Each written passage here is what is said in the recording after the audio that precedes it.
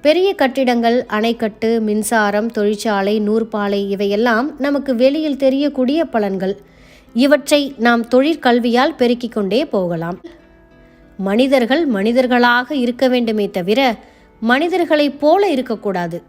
போல இருப்பவர்கள் போலி மனிதர்கள். ஆளை பார்த்து மயங்காதே, ஊது காமாலை சோகை பிடிச்சவன்னு சொல்றீங்க. ஊதிய மரம் பெருத்துக்கிட்டு போறாப்புல மனுஷன் வெளியில பெருத்துக்கிட்டு போனா புண்ணியம் இல்லைங்கிறீங்க.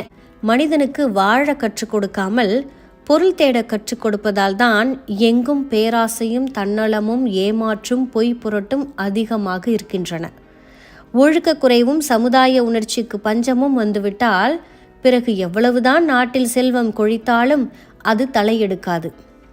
இலக்கியம் மனிதனுடைய எண்ணங்களை, பேச்சுக்களை, செயல்களை அழகுபடுத்தக்கூடியது. அவனுக்குள் இயங்கும் இயந்திரங்களான புலன்களை சரியான வழியில் திருப்பிவிடக்கூடியது.